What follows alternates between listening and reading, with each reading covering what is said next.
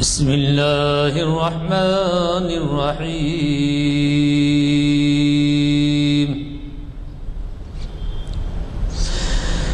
ان الذین سبقت لهم منا الحسنى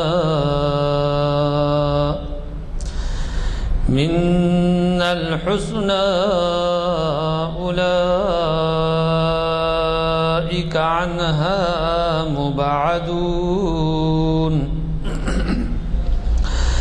لا يسمعون حسيسها وهم فيما اشتهت أنفسهم خالدون لا يحزنهم الفزع الأكبر وتتلقاهم الملائكة هذا يومكم الذي كنتم توعدون يوم نطوي السماء كطي السجل للكتب كما بدأنا أول خلق نعيده وعدا علينا إنا كنا فاعلين ولقد كتبنا في الزبور من بعد الذكر أن الأرض يرثها عبادي الصالحون إن في هذا لبلاغا لقوم عابدين وما أرسلناك إلا رحمة للعالمين صدق الله العظيم.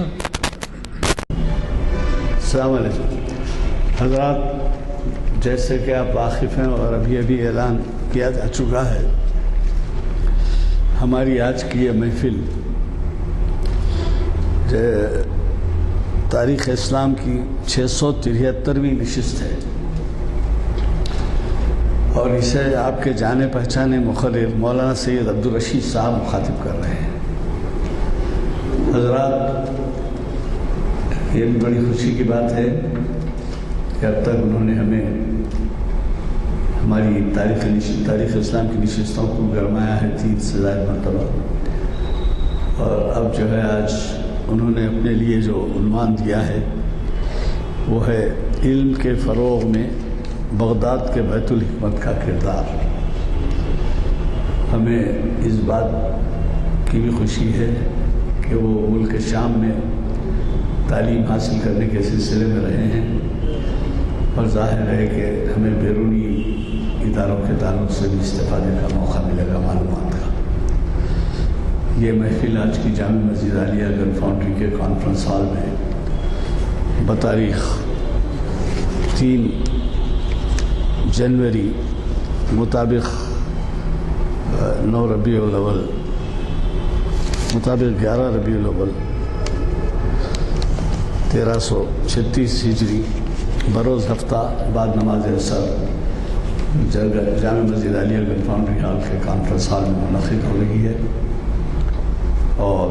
جیسے کہ میں نے آپ سے کہا، یہ ہماری 673ویں نشست ہے.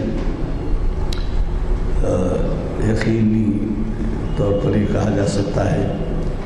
کہ ہمارے مقرر صاحبین جب عنوان دیتے ہیں تو بڑی ہی تیاری سے آتے ہیں اور ہمیں بھرپور استفادے کا موقع ملتا ہے. میں آج کے ہمارے مقرر صاحب کو دعوت خطاب دینے سے پہلے آپ سے عرض کروں گا کہ ہمارے نئے اعلامیے شائع ہو کر آ چکے ہیں، اور یہ اعلامیے ہیں حضرائے کرم آپ اپنے ساتھ لیتے جائیں اور اپنے علاقوں کی مسجد یا اپنے لوگوں میں اس کی ترغیب دیں کہ ہمارے ان محافل میں وہ شرکت کریں. جیسے کہ میں نے پہلے کہہ دیا ہے کہ ہمیں 3 محافل کا ہر ہفتے موقع ہوتا ہے، اور پیر کے دن جو ہے ایک عالم دین حافظ محمد اسحاق کمال قادری صاحب ہمیں مخاطب کر رہے ہیں، اور ان کا عنوان ہے اسلام یہ نہیں، اور ولادت کا مہینہ ہے، سیرت رسول صلی اللہ علیہ وسلم کی روشنی میں وہ ہمیں مخاطب کر رہے ہیں. پیر کے دن کے خطاب کو سننا نہ بھولیے، اس سے بھرپور استفادہ کیجیے. ایسے باتیں ہمیں رہنمائی کرتی ہیں ایسے مخرج صاحبین کی جو ہماری نظر میں کوئی اہمیت نہیں رکھتی، لیکن شرع کے خلاف ورزیاں ہو جاتی ہیں اس میں. تو بہرحال میری گزارش ہے کہ پیر کے دن کا خطاب بھی آپ ضرور سماعت فرمائیں، اور اپنے ساتھ ابھی آپ دیکھیے کہ کل جو ہے 12 ربیع الاول ہے، اور کل میلاد کے جلسے منائے جا رہے ہیں. ظاہر ہے کہ مقدس ایام ہیں، اس لیے اگر کل کے جلسوں میں بھی شرکت کر رہے ہوں تو اچھا ہے، لیکن پرسوں کے اس جلسے میں بھی ضرور شرکت فرمائیں. میں آج کے مخرج صاحب سے گزارش کرتا ہوں کہ وہ ہمیں مخاطب فرمائیں.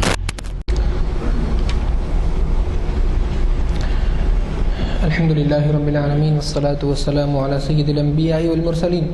الذي أرسل رحمة للعالمين بشيرا ونذيرا وهدى للمتقين. أما بعد فقد قال الله تبارك وتعالى في القرآن المجيد قل هل يستوي الذين يعلمون والذين لا يعلمون صدق الله العظيم. ابھی آپ حضرات نے جن آیات کی تلاوت سنی، ان کی اختتامی آیت وما ارسلناک الا رحمۃ للعالمین تھی، اور یہ ربیع الاول کا مہینہ ہے، تو اس مناسبت سے آپ کے سامنے جو میں نے عنوان پیش کیا ہے وہ بھی دراصل اللہ کے نبی صلی اللہ علیہ وسلم کی رحمۃ للعالمین کا مظہر ہے. میرے اس آج کے لیکچر کا جو عنوان ہے بغداد کے بیت الحکمت کا علم کے فروغ میں حصہ. میں آپ کو لے جانا چاہتا ہوں عباسی دور میں. عباسی دور اموی دور کے بعد آیا. اللہ کے نبی صلی اللہ علیہ وسلم نے لوگوں کے اندر جو علم کی روح پھونکی، اور اللہ کے نبی صلی اللہ علیہ وسلم نے مدینہ طیبہ میں اور اس کے علاوہ دیگر علاقوں میں خلفائے راشدین نے آپ کے بعد علم کے فروغ میں جس طرح حصہ لیا، یہی چیز آگے بڑھ کر کے مستقل طور پر تہذیبوں کے امتزاج، علوم کو مسلمانوں کے اندر لانے اور دیگر فنون سے مسلمانوں کو واقف کرانے اور دنیا کی متعدد زبانوں سے علوم کا ترجمہ کر کے ان کو آگے بڑھانے، ان میں اضافہ کرنے اور ان کو باقی رکھنے کا جو کام مسلمانوں نے بغداد کے بیت الحکمت میں انجام دیا، اس کا رشتہ بھی اگر ہم جوڑیں تو اللہ کے نبی صلی اللہ علیہ وسلم کی ذات سے جڑتا ہے. تاریخ اسلام کا یہ ایک ایسا باب ہے اور یہ ایک ایسی عظیم الشان اکیڈمی ہے بغداد کا بیت الحکمت، جس نے کہ پورے عالم اسلام کو متاثر کیا صدیوں تک. اس کی بنیاد اور اس کا پس منظر میں آپ سے ذکر کرتا چلوں. امیر معاویہ رضی اللہ عنہ، ان کے پوتے خالد بن یزید بن معاویہ تھے، اور اموی دور تھا. اموی دور میں مسلمانوں نے مختلف ممالک کو فتح کیا تھا، اور وہاں کے علماء سے اور وہاں کے مسیحی راہبوں سے اور وہاں کے دیگر بہت سارے کتابوں سے ان کا واسطہ پڑا. اس سے پہلے تک ہم رائج ہو رہی تھی اور پھیل رہی تھی وہ تفسیر، حدیث، فقہ اور اسی طرح یہ علوم مستقل طور سے آگے بڑھ رہے تھے. صحابہ اور ان کے بعد تابعین، ان کے بعد تبع تابعین، ان کے بعد دیگر محدثین نے ان کے اوپر بھرپور توجہ مرکوز کی. یہ تو وہ علوم ہوئے جو کہ شرعی علوم ہوئے، اور ان کو آگے بڑھانا اور دین کو باقی رکھنا یہ مسلمانوں کی سب سے بڑی ذمہ داری تھی. اسی کے ساتھ ساتھ انہوں نے دنیا کی دیگر علوم کی طرف بھی توجہ کی، اور دیگر علوم کی طرف جو توجہ کی اس کا امین اور محافظ دور عباسی میں اگر ہم کہیں، بلکہ اس کو فروغ دینے والا وہ بغداد کا بیت الحکمت تھا.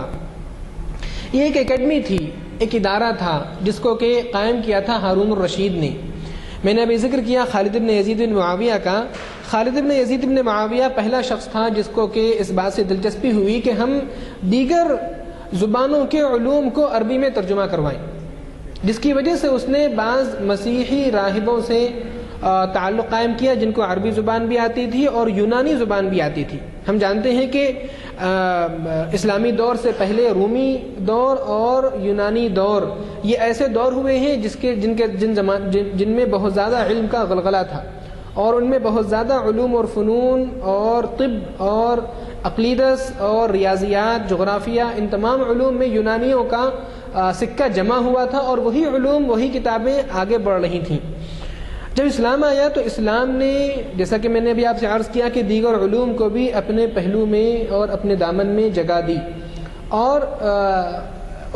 اسلام نے ان کو اس بات سے نہیں روکا کہ وہ جو ہیں دیگر علوم سے استفادہ کرنے سے رک جائیں. قرآن پاک کی آیتیں بھی اس پر شاہد ہیں. تو میں نے ذکر کیا خالد بن یزید بن معاویہ کا، اس نے سب سے پہلے دیگر زبانوں کی کتابوں کو عربی زبان میں منتقل کرایا. بتایا جاتا ہے کہ کیمیا کی بعض زبانوں کو، کیمسٹری کی بعض کتابوں کو اس نے جو ہے یونانی زبان سے عربی زبان میں منتقل کروایا، لیکن یہ انفرادی کوشش تھی. جب 132 ہجری میں اموی خلافت ختم ہوئی اور اس کے بعد ابو العباس عبداللہ صفاح بنو عباس کا پہلا خلیفہ برسر اقتدار آیا، اور اس نے 4 سال تک حکومت کی، اور اس کا سارا زمانہ جو ہے حکومت کو منظم کرنے میں گزر گیا. اس کے بعد منصور آیا. منصور نے تقریباً 22 سال حکومت کی، 136 سے لے کر کے 148 تک، اور اس نے بھی اگرچہ کہ جو ہے علم کی طرف توجہ کی، لیکن سب سے زیادہ توجہ جو کی ہے، جو ہم کو ملتا ہے ابتدا میں، وہ ہارون الرشید ہے. ہارون الرشید نے اپنے بعض حملوں کے درمیان اس کو بعض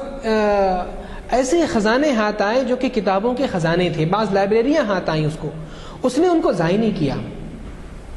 اس نے ان سارے لائبریریوں کو اور وہاں کی کتابوں کو لے کر کے اپنے دارالخلافہ بغداد منتقل کیا، اور وہاں پر ایک گھر قائم کیا، ایک اکیڈمی قائم کی، ایک جو ہے ادارہ قائم کیا، اور اس کا نام رکھا خزانۃ الحکمہ. حکمت کا لفظ اور خزانہ کا لفظ یہ 2 لفظ ہیں. خزانے سے مراد یہاں پر آپ کہہ لیں ذخیرہ، کتابوں کا ذخیرہ جہاں پر ہو، اور جو ہے الماری کے لیے بھی یہ لفظ استعمال ہوتا ہے عربی زبان میں، اور ہم یہاں پر کہہ سکتے ہیں کہ ایک لائبریری تھی، وہ ایک مکتبہ تھا. وہاں پر اس نے صرف کتابوں کو جمع نہیں کیا، بلکہ اس نے بعض ایسے لوگوں کو بھی رکھا جو لوگ ان کتابوں کو منتقل کریں عربی زبان میں، کیونکہ یہ کتابیں یا تو یونانی زبان میں تھیں یا سریانی زبان میں تھیں یا دیگر زبانوں میں تھیں. تو اس نے ان کتابوں کو منتقل کروایا، اور یہ بات ہے تقریباً یعنی ہارون الرشید نے جو حکومت کی ہے وہ 179 سے لے کر کے 192 ہجری تک، یعنی 802 ہجری میں ہارون الرشید کا انتقال ہوا ہے، 802 عیسوی میں، اور 192 ہجری میں ہارون الرشید 809 عیسوی میں ہارون الرشید کا انتقال ہوا ہے. تو اس وقت اس نے جو ہے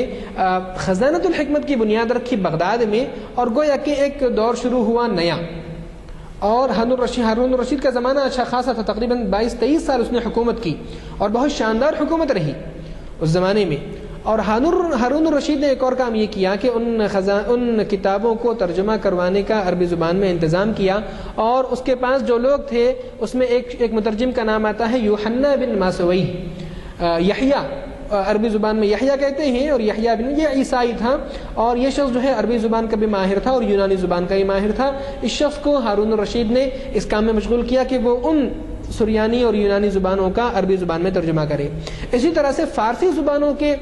زبان کی کتابوں کے بعض ترجموں کو بھی اس نے فضل ابن نوبخت نام کا ایک مترجم تھا جو فارسی زبان کا ہی ماہر تھا اور عربی زبان کا ہی ماہر تھا، اس نے اس کو لگایا، اور اس نے جو ہے بعض فارسی کتابوں کا ترجمہ کیا. ہارون الرشید کے انتقال کے بعد اس نے اپنی خلافت کو 2 حصوں میں بانٹا تھا، اور 2 بہت بڑی حکومت تھی اس کی،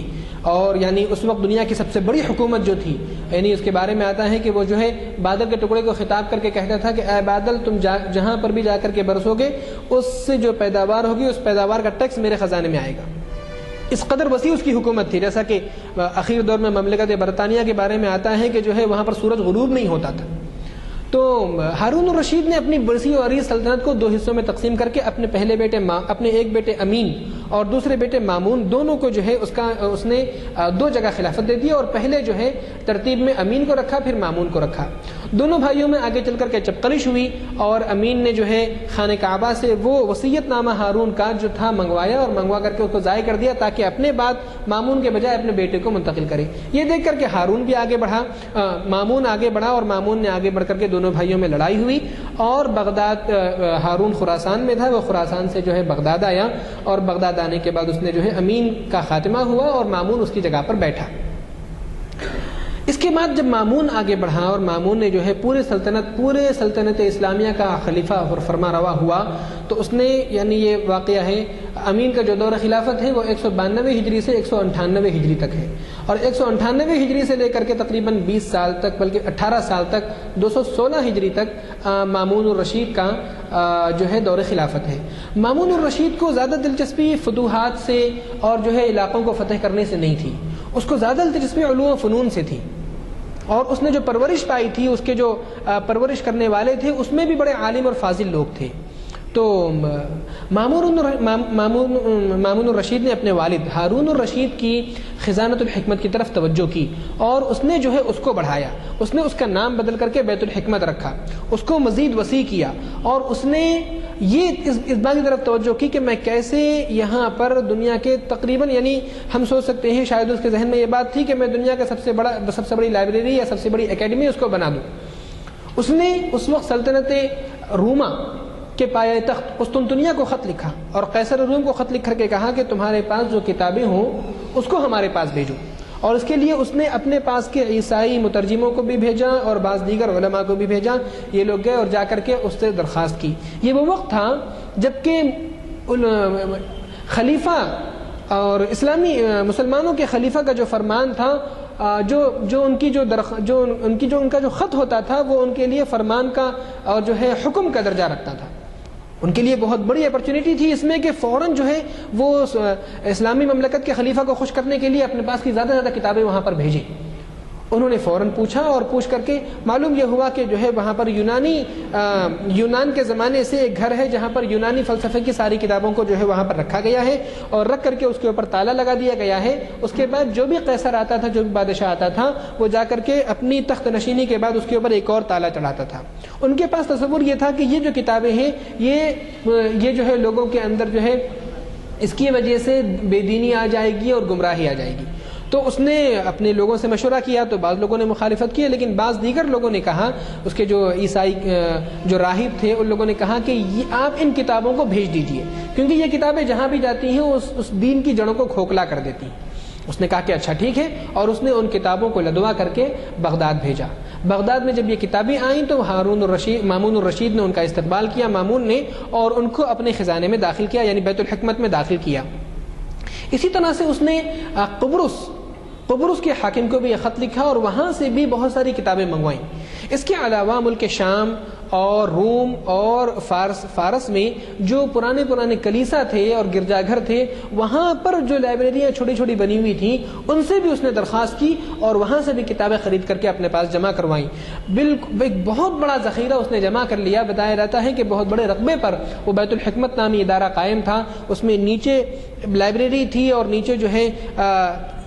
کئی سیکشن تھے۔ ایک سیکشن تھا ترجمے کا، اور ایک سیکشن تھا کتابوں کے رکھنے کا، اور کتابوں کے رکھنے کا جو سیکشن تھا اس میں بھی باقاعدہ طور پر الگ الگ الماریاں تھیں، اور الگ الگ اس میں بھی سیکشن بنے ہوئے تھے۔ طب کی کتابیں الگ رکھی جاتی تھیں، فلسفے کی کتابیں الگ رکھی جاتی تھیں، اور اسی طرح سے دیگر علوم و فنون کو ان کے فن اور علم کے اعتبار سے بانٹ کر کے رکھا گیا تھا۔ اور وہاں پر اوپر، یعنی دوسری منزل پر مترجموں کے رہنے کا اور طلباء کے رہنے کا بھی باقاعدہ انتظام کیا گیا تھا۔ مامون نے جب یہ تحریک شروع کی اور اس کو باقاعدہ ایک تحریک کی شکل دی، ترجمے کی، تو ایک انقلاب آ گیا۔ ایسا لگتا تھا کہ حکومت کی پالیسی یہ ہے کہ اب کسی بھی علم اور فن کو مردہ نہیں چھوڑا جائے گا، اس کو زندہ کیا جائے گا۔ اس نے جو ہے باقاعدہ لوگوں کی تنخواہیں مقرر کی، اور کئی لوگوں کو لگا کر کے باقاعدہ طور پر بیت الحکمت میں ترجمے کا کام شروع کروایا، اور اس نے علم کو فروغ دینے کے لیے اس قدر بڑا کام کیا کہ وہ آتا ہے کہ وہ جو ہے بڑی بڑی تنخواہیں دیتا تھا اور بڑے بیش قیمت انعامات دیتا تھا ایک ایک کتاب کے ترجمہ کرنے پر۔ اس دور کا ایک بہت بڑا مترجم ہے جس کا نام جو ہے حنین ابن اسحاق ہے۔ حنین ابن اسحاق سے پہلے کئی لوگوں نے مامون کے پاس ترجمے کی خدمت انجام دی، اور ان لوگوں کو مامون نے بہت بڑے معاوضے سے نوازا. لیکن علامہ شبلی نعمانی نے مقالات شبلی میں جو ہے اپنے مقالے میں یہ بات لکھی ہے کہ ان لوگوں کا جو ترجمہ تھا وہ عام طور سے لفظی ترجمہ زیادہ تھا، اور لفظی ترجمے کے ساتھ ساتھ اس میں جو ہے وہ سلاست نہیں پائی جاتی تھی. مامون کو ایک ایسے شخص کی تلاش تھی جو کہ باقاعدہ طور پر سلیس ترجمہ کر سکے اور وہ دونوں زبانوں کا ماہر ہو. میں یہاں پر یہ ذکر کروں گا کہ اس نے اپنے پاس تقرری کے لیے قوانین رکھے تھے. یہ قانون تھا کہ وہ عربی زبان کا ماہر ہو. اسی طرح سے یہ بھی قانون، یعنی اس میں تقرر کے جو شرائط تھے اس میں سے ایک شرط یہ بھی تھی کہ اس شخص کو دیگر زبانوں میں سے کسی ایک یا دو زبانوں پر عبور حاصل ہو. اس کے بعد ان کا تقرر ہوتا تھا، اور تقرر ہونے کے بعد ان کو مکمل طور سے یکسوئی فراہم کی جاتی تھی کہ وہ صرف ترجمے کا کام کریں. تو حنین ابن اسحاق جو کہ ایک مستور عیسائی تھا، اس شخص نے کئی کتابوں کا ترجمہ کیا، اور اس کو ہر کتاب کے بدلے میں مامون اس کے ترجمے سے اور اس کے مہارت سے متاثر ہو کر کے ایک کتاب کے بدلے میں سونا تول کر کے دیتا تھا. جب وہ کتاب لاتا تھا تو اس کتاب کے بدلے میں وہ اس کتاب کے وزن کے برابر سونا تول کر کے دیتا تھا. اسی وجہ سے آتا ہے کہ حنین جو تھا وہ جو ہے بڑے بڑے حروفوں میں جو ہے کتاب لکھا کرتا تھا تاکہ خوب موٹی کتاب ہو اور اس کو خوب زیادہ سونا ملے. تو حنین ابن اسحاق بہت ماہر مترجم تھا. اس نے کئی مترجموں کو تیار کیا. میں ابھی اپنے لیکچر کی تیاری کے لیے جب جو ہے تیاری کر رہا تھا تو اس میں دیکھا کہ مقالے میں کہ اس نے تقریباً 90 سے زیادہ مترجموں کو تیار کیا، جن لوگوں نے اس کے ہاتھ پر جو ہے باقاعدہ ترجمے کا کام، اس کے ہاتھ کے نیچے ترجمے کا کام کیا، اور اس کے بعد اس ترجمے کو مستقل طور پر آگے بڑھایا. مامون نے ایک اور کام یہ کیا کہ یعنی یہ بیت الحکمت ہی کا اثر تھا کہ مامون کے دور میں باقاعدہ مامون کے دربار میں باقاعدہ طور پر مناظرے ہوا کرتے تھے، اور اس کے دور میں علماء آتے تھے اور اپنے اپنے فن کا مظاہرہ کرتے تھے. اس نے ان علوم سے متاثر ہو کر کے یونانی علوم سے اور ان کا جو ترجمہ کیا، ایک رصد گاہ بنائی، اور ایک رصد گاہ بنا کر کے وہاں سے یعنی اجرام فلکی کے یعنی ان کے جو ہے مستقل طور پر ان کے مشاہدے کا انتظام کیا. اور اس رصد گاہ میں اس نے کئی ماہر لوگوں کا مقرر کیا جو کہ فلکیات کے ماہر سمجھے جاتے تھے. مامون نے جن علوم سے ترجمہ کرایا، اور مامون کی جو علمی قدردانی کا شہرہ سن کر کے دور دور کے لوگ اس کے پاس آئے. ہندوستان سے بھی کئی کتابیں گئیں. ہندوستان سے ایک شخص گیا تھا جو سنسکرت کا بھی ماہر تھا، اور وہ شخص جو ہے ایک برہمن پنڈت تھا جو کہ سنسکرت کا ماہر تھا، اور عربی زبان میں اس نے مہارت حاصل کی. اور اس نے جو ہے ایک کتاب لے جا کر کے مامون کو دی، اور مامون نے اس کے بدلے میں اس کو بہت سارا انعام دیا. اور اس کتاب کا نام تھا سدھانتا، جو کہ جو ہے بہت پرانی ہندوستانی کتاب، جو خاص طور سے علم نجوم کی اہم کتاب سمجھی جاتی ہے. اس کتاب کا ترجمہ مامون نے محمد ابن ابراہیم الفرازی سے کروایا، اور اس کا نام جو رکھا گیا وہ سند ہند الکبیر کے نام سے اس کا نام رکھا گیا. اور وہ کتاب کافی عرصے تک جو ہے مسلمانوں میں فلکیات اور دیگر علوم کے مرجع کا کام دیتی رہی. سنسکرت سے اور جن کتابوں کا ترجمہ ہوا اس میں سے ایک کتاب، اہم کتاب ہے پنچ تتر، جس کا ترجمہ جو ہے عبداللہ ابن مقفع نے کیا تھا، اور اس کا نام رکھا تھا اس نے کلیلہ اور دمنہ. کلیلہ دمنہ مشہور کتاب ہے. عجیب و غریب بات ہے کہ یہ کتاب فارسی سے اس نے ترجمہ کی. پہلے اس کتاب کا سنسکرت سے فارسی میں ترجمہ ہوا، فارسی سے جو ہے پھر عربی میں ترجمہ ہوا، اور اس کے بعد اس کا آج جو ہے فارسی ترجمہ نہیں ملتا لیکن عربی ترجمہ ملتا ہے. عبداللہ ابن مقفع بھی بیت الحکمت کا ایک اہم مترجم تھا جس نے کئی اہم کتابوں کا ترجمہ کیا. اسی طرح سے فلسفے کی کتابوں کا ترجمہ کرنے کے لیے یعقوب ابن اسحاق الکندی، جو ایک عربی مسلمان فلسفی تھا جو کہ ترجمے کا کام انجام دیا کرتا تھا، اس نے ارسطو کی بہت ساری کتابوں کا ترجمہ کیا تھا. میں یہاں پر ایک لفظ کی تشریح کرنا چاہتا ہوں، فلسفہ، جو لفظ بار بار آ رہا ہے. فلسفے سے مراد آج کے زمانے میں تو جو ہے فلسفہ مستقل ایک شاخ ہے جس میں عام طور سے ماورائے غیبیات، یعنی ان باتوں سے بحث کی جاتی ہے جن کا تعلق الہیات سے ہو اور غیبیات سے ہو اور ماورائے غیبیات سے ہو اور جو ہے دیگر چیزوں سے ہو. لیکن اس زمانے میں فلسفے کا جو لفظ تھا اور حکمت کا جو لفظ تھا، اس سے مراد وہ سارے علوم ہوتے تھے جن کو ہم آج علم کہتے ہیں. فلسفے میں اس وقت جو ہے ریاضیات کو بھی داخل کیا جاتا تھا، طب کو بھی داخل کیا جاتا تھا، اور اسی طرح سے جو ہے جغرافیہ کو بھی داخل کیا جاتا تھا. تمام علوم کے لیے ایک مشترک لفظ تھا فلسفے کا. تو فلسفے کی کئی شاخیں ہوتی تھی جس میں کہ جو ہے بہت ساری، جس میں کہ مختلف علوم جن کو باقاعدہ آج کے دور میں باقاعدہ جو ہے مختلف باقاعدہ علم بنا دیا گیا، وہ اس وقت فلسفے کی شاخیں سمجھی جاتی تھی. فلکیات کا بھی علم فلسفے ہی کی ایک شاخ سمجھا جاتا تھا، بلکہ آج کے دور میں تو ان علوم میں بھی مستقل علوم ہو چکے ہیں. تو بیت الحکمت جو کہ بغداد میں قائم تھا، اور مامون نے خاص طور سے، اور مامون کے بعد معتصم خلیفہ ہوا، اور معتصم کے بعد واسق خلیفہ ہوا، اور واسق کے بعد متوکل خلیفہ ہوا۔ ان تمام لوگوں نے بیت الحکمت کو فروغ دینے میں بہت بڑا کردار ادا کیا، اور ان کے ذریعے سے طب کا بھی بہت بڑا جو ہے فروغ ہوا۔ باقاعدہ طور پر جو ہے شفا خانے قائم ہوئے، اور بغداد میں ایک بہت بڑا شفا خانہ قائم ہوا، بیمارستان کہا جاتا تھا اس کو، اور بیمارستان ایسا ہوتا تھا کہ آج کے دور میں ہم کہہ سکتے ہیں کہ اس زمانے کا وہ میڈیکل کالج ہوا کرتا تھا، جہاں پر کہ جو ہے باقاعدہ طور پر یعنی لیبارٹری بھی ہوتی تھی، اور جو ہے وہاں پر دواؤں کے بننے کے لیے الگ جو ہے سیکشن بھی ہوا کرتا تھا، مریضوں کے رہنے کے لیے الگ انتظام ہوا کرتا تھا، مریضوں کو جو ہے مفت جو ہے وہاں پر علاج ہوا کرتا تھا۔ ان کا ایک رئیس الاطباء ہوا کرتا تھا، اور اس رئیس الاطباء کے ماتحتی میں رئیس الاطباء کا ذکر آیا ہے تو میں کہوں کہ اس محمد ابن زکریا رازی، جس کو کہ جو ہے یورپ میں ریزس کے نام سے جانا جاتا ہے، اور جس کی کتابوں کا لاطینی زبان میں ترجمہ ہوا، اور لاطینی زبان میں ترجمہ ہونے کے بعد اس کی کتابیں کئی صدیوں تک یورپ میں طب کا مرجع بنی رہی، طبی علوم کا مرجع بنی رہی۔ تو اس شخص نے بھی جو ہے بغداد کے بیمارستان کا یہ رئیس الاطباء رہا ہے، اور اس کے علاوہ دیگر بہت سارے لوگ، یعنی اس کے لیے بہت ہی پرفضا مقام کا انتخاب کیا جاتا تھا۔ یہ ایک مستقل یعنی اسلامی دور کے شفا خانے ایک مستقل موضوع ہے، جس کے اوپر باقاعدہ جو ہے کتاب لکھی جا سکتی ہے، میں سمجھتا ہوں، اور اس کے اوپر مقالے موجود ہیں کہ کس طرح سے اسلامی دور میں آج کے دور سے یعنی 1000 سال پہلے ہی جو ہے مفت علاج اور شفا خانوں کو باقاعدہ علم کی ترقی اور علم کی تعلیم کا ذریعہ بنایا جاتا تھا۔ تو بغداد کے بیت الحکمت کے جو اثرات تھے بہت وسیع و عریض اثرات تھے، اور جو ہے اس میں نے آپ سے ذکر کیا کہ رصدگاہ بھی تعمیر کی گئی تھی، جہاں پر جو ہے ایسٹرونومی اور فلکیات کے تعلق سے مستقل طور پر ریسرچ ہوا کرتی تھی، اور اسی طرح سے شفا خانے بھی قائم کیے گئے۔ باقاعدہ اس کے اثر سے کئی دیگر بہت سارے ایسے چھوٹے چھوٹے ادارے کھولے گئے جو کہ ترجمے کا کام انجام دیا کرتے تھے، اور وہاں پر صرف ترجمے کا کام نہیں ہوتا تھا، بلکہ جو ہے ان علوم میں اضافے کا بھی کام ہوا کرتا تھا۔ ترجمہ کرتے تھے، ترجمہ کرنے کے بعد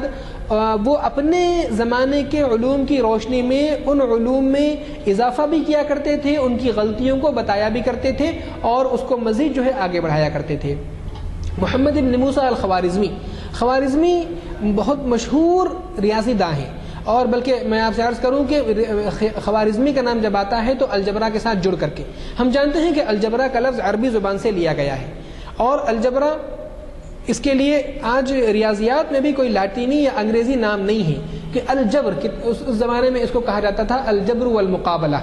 تو الجبرا کی بنیاد اگرچہ کہ ہم کو قدیم میں ملتی ہے، لیکن اس کو فروغ دینے میں الجبرا کو سب سے زیادہ محمد ابن موسیٰ الخوارزمی کا کارنامہ ہے۔ انہوں نے الجبرا کے بہت سارے مشکل مسائل کو حل کیا، اور انہوں نے جو کتاب لکھی کتاب الجبر والمقابلہ، وہ صدیوں تک یعنی لاطینی زبان میں ترجمہ ہو کر کے وہ کئی بہت بڑے طویل عرصے تک یورپ میں جو ہے ریاضیات کا مرجع بنی رہی۔ تو الجبرا کو فروغ دینے میں، اور بلکہ آپ یہ کہہ سکتے ہیں کہ الجبرا کے بہت سارے معادلات اور الجبرا کے بہت ساری چیزوں کی بنیاد رکھنے میں خوارزمی کا کارنامہ ہے۔ تو خوارزمی میں جو تھے وہ بیت الحکمت میں تھے، اور بیت الحکمت میں باقاعدہ وہ انچارج تھے، اور ریاضیات کے اور دیگر یعنی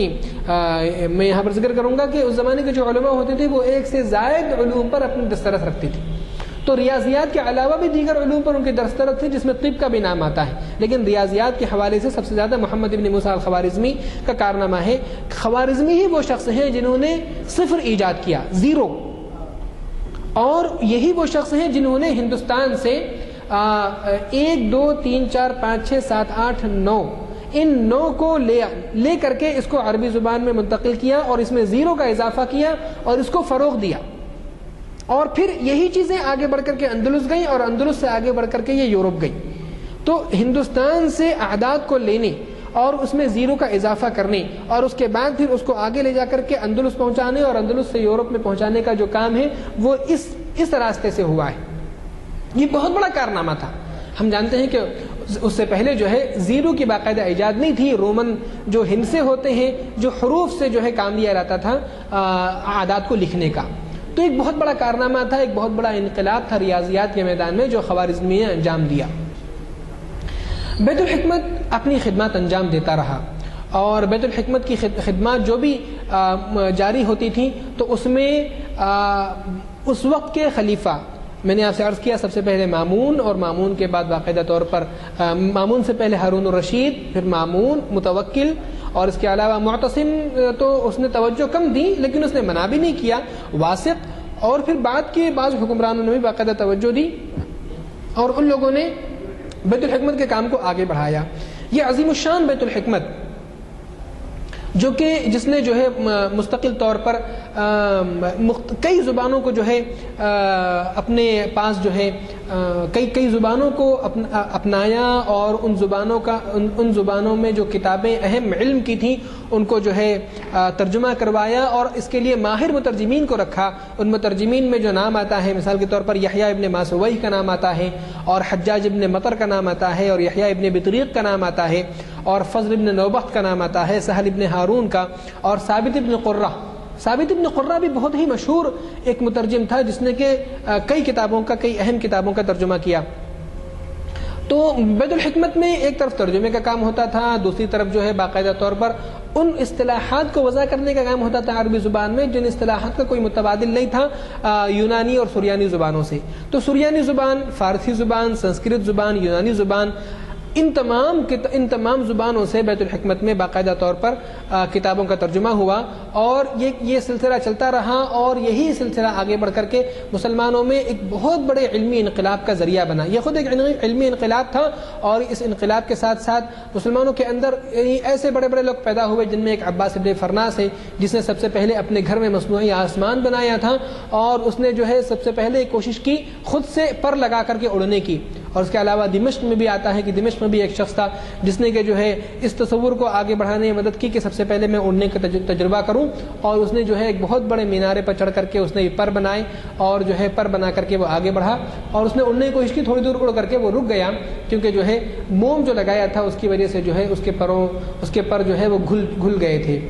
اسی طرح سے بیت الحکمت کا کام چلتا رہا، یہاں تک کہ بیت الحکمت میں لاکھوں کتابیں جمع ہو چکی تھیں بلا مبالغہ، اور لاکھوں اور ہزاروں کتابوں کا ترجمہ ہو چکا تھا، اور ایک ایک کتاب کا کئی مرتبہ ترجمہ ہوا، بعض کتابوں کا کئی مرتبہ ترجمہ ہوا، اور ان کا اثر جو ہے پورے معاشرے پر پڑا۔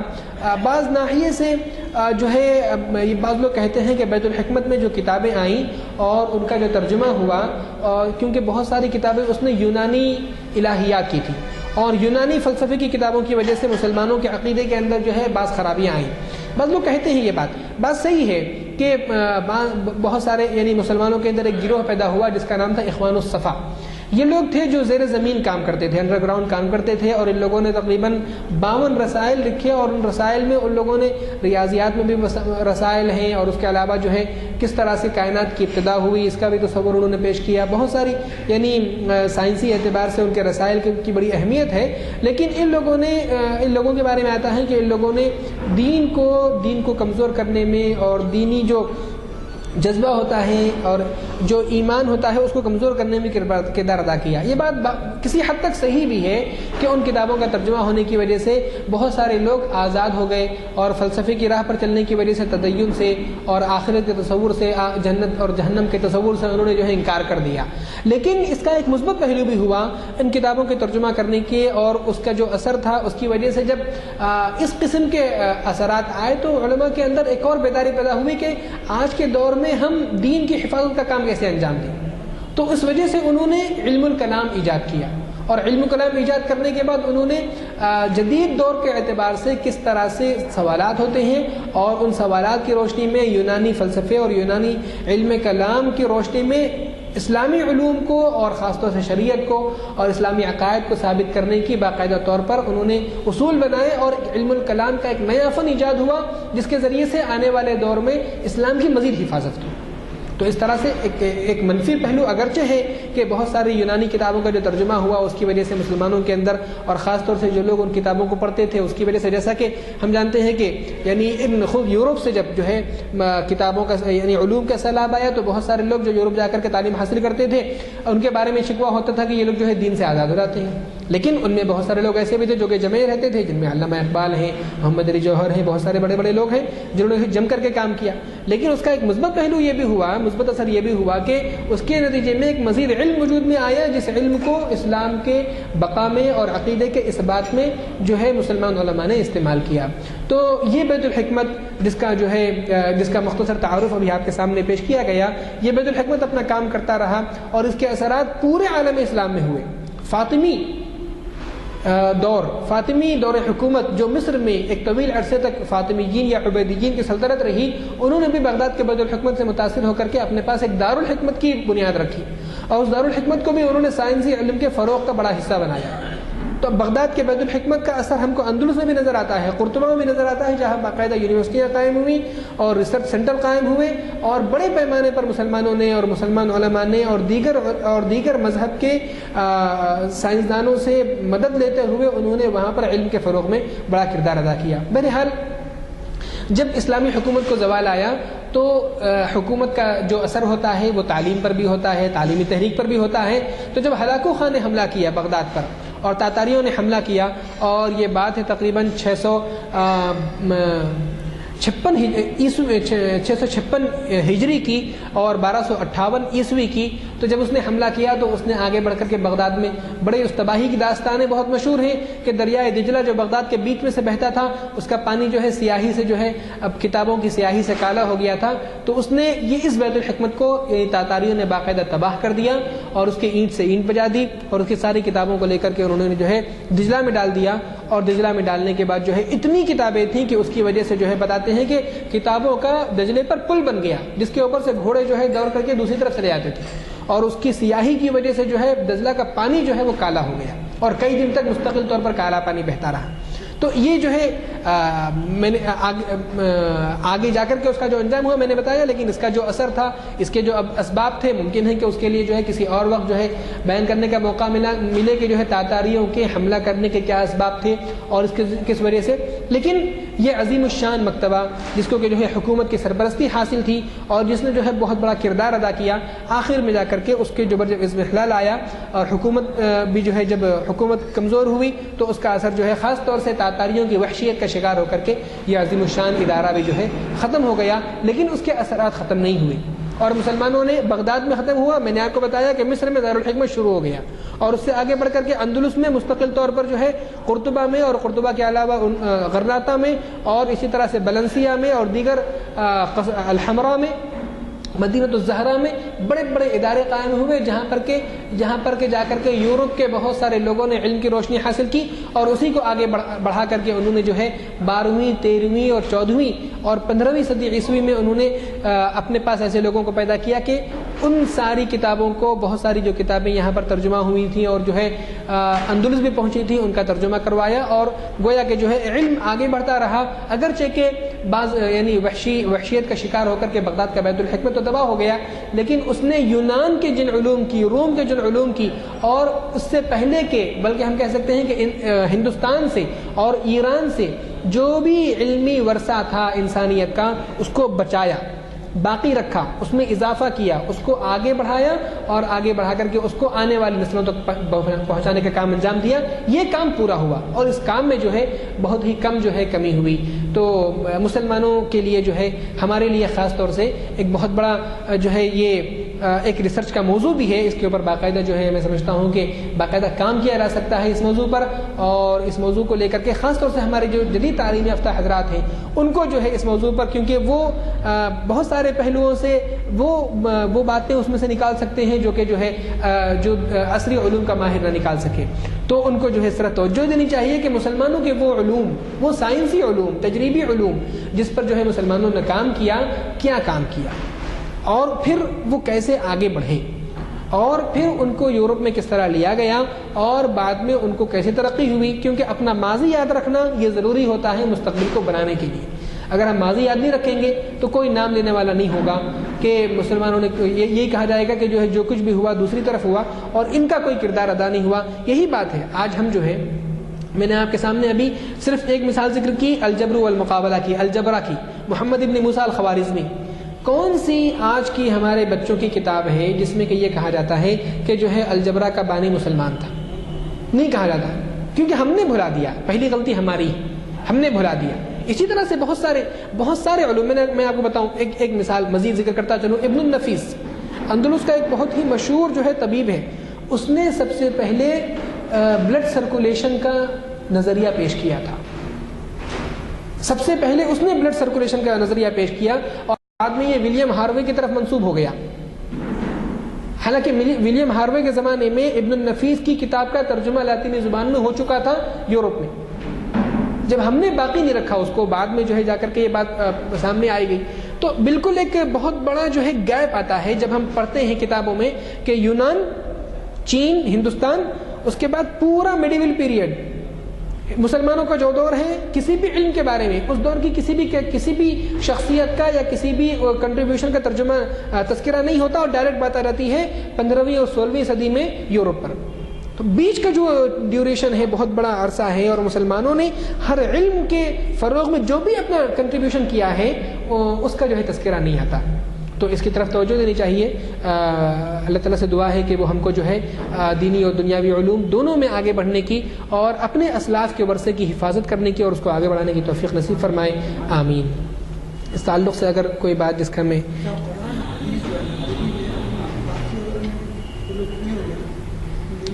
ایک مستقل موضوع ہے، میں صرف ایک بات کا ترجمہ کروں قرآن کے حوالے سے، کہ قرآن پاک کا ترجمہ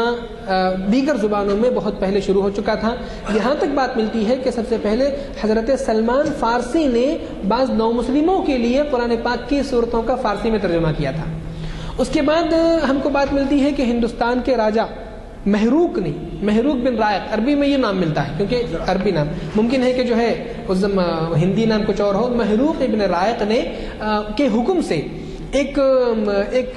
عالم نے قرآن پاک کا ترجمہ سنسکرت زبان میں کیا، اور یہ بات ہے 8ویں صدی ہجری کی، 8ویں صدی عیسوی کی۔ اور اس کے بعد پھر فارسی زبان میں اس سے پہلے ہو چکا تھا ترجمہ۔ ہندوستان میں جو ترجمے ہوئے ہیں وہ تو بعد کے دور کے ہیں، 15ویں صدی کے ہیں۔ تو عربی علوم کا بھی باقاعدہ طور پر، کیونکہ عبداللہ ابن مقفع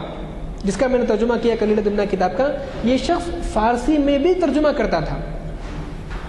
یعنی یہ دونوں زبانوں میں، فارسی سے عربی میں اور عربی سے فارسی میں ترجمہ کرتا تھا۔ تو اس زمانے میں دونوں طرح کے کام ہوتے تھے، لیکن چونکہ سرکاری زبان جو ہے وہ عربی تھی اور ریاست کی زبان عربی تھی، اور پالیسی یہ تھی کہ بھی تمام علوم کو آگے بڑھایا جائے، تو اس لیے جو ہے اصل زور عربی پر تھا۔ علم کلام کا کیا مطلب ہے؟ علم کلام سے مراد وہ علم ہے جس میں کہ عقیدے کے اوپر یا مذہب کے اوپر جو اعتراضات ہوتے ہیں ان کا جواب دیا جاتا ہے۔ مثال کے طور پر آپ سے آج آپ کسی کے پاس بھی جائیں گے اور اس سے کہیں گے کہ بھئی اسلام یہ ہے، تو وہ کہے گا کہ نہیں، میں جنت نہیں مانتا یا جہنم کو نہیں مانتا، میں سمجھتا ہوں کہ دنیا ختم ہو جائے گی۔ آپ اس کا کیسے جواب دیں گے؟ تو اب اس کے کیا اس کی بنیاد جو ہوتی ہے وہ لاجک یعنی منطق پر ہوتی ہے، اور اس کے لیے جو ہے انسان بہت سارے علوم کا سہارا لے کر کے جواب دیتا ہے۔ دلیل سے ایک چھوٹی سی مثال علم کلامی میں آتی ہے۔ اب امام ابو حنیفہ، ان کے زمانے میں ایک شخص تھا جو یہ کہتا تھا کہ میں یہ نہیں مانتا کہ جو ہے دنیا کو بنانے والا خدا ہے، اور کوئی ثابت کر دے تو میں بتاؤں۔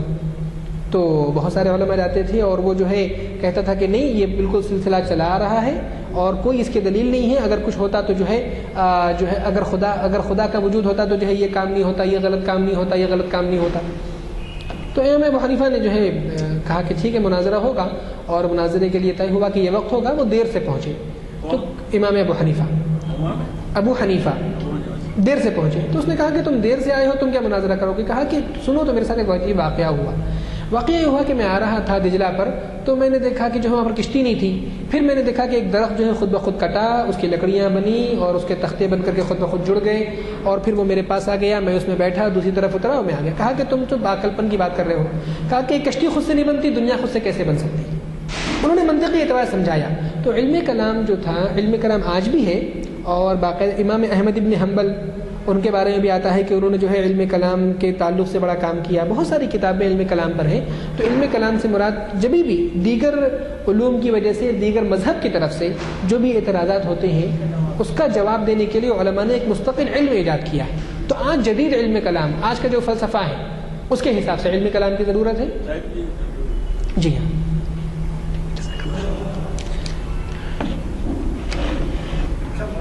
بھی ایسے کئی زبانیں سینکڑوں زبانیں ہیں جس میں اسلام کا پیغام نہیں پہنچ سکتا جی تو اس کے لیے کیا کام ہوگا یا کب تک پہنچے گا اہتمام؟ اصل میں آپ نے جو سوال کیا وہ میرے موضوع سے متعلق نہیں ہے اور میرے محاضرے سے متعلق نہیں ہے، دعوت کا سوال ہے، لیکن میں یہ ذکر کرتا چلوں کہ یہ آپ بالکل بات صحیح کہہ رہے ہیں کہ جو ہے یعنی دنیا کی بہت ساری زبانوں میں جو ہے ابھی تک قرآن پاک کا ترجمہ بھی نہیں ہوا ہے۔ اگر ہم دیکھیں، میں ابھی ایک جگہ پڑھ رہا تھا، باقاعدہ فگر مجھ کو یاد نہیں ہے، بائبل کا جتنی زبانوں میں ترجمہ ہے اس کی 1/3 زبانوں میں بھی قرآن پاک کا ترجمہ نہیں ہے، اس سے زیادہ ڈاکٹر حمید اللہ نے جو جمع کیا ہے اس میں اور زیادہ ہے، 250 سے زیادہ ہے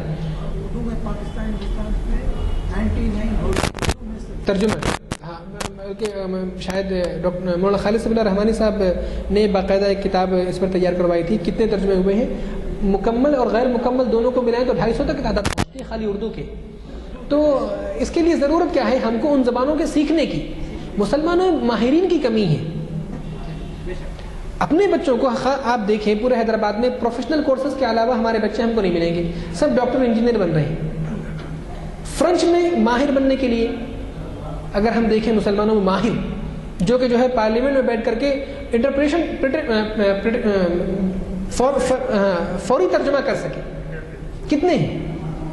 اسی طرح سے دیگر زبانوں میں۔ تو ہم اپنے بچوں کو ان علوم میں آگے بڑھائیں۔ ہمارے پاس 2 بڑی یونیورسٹیاں ہیں، سینٹرل یونیورسٹیاں، اس میں حیدرآباد کے بچے کتنے ہیں؟ ایک سوال میں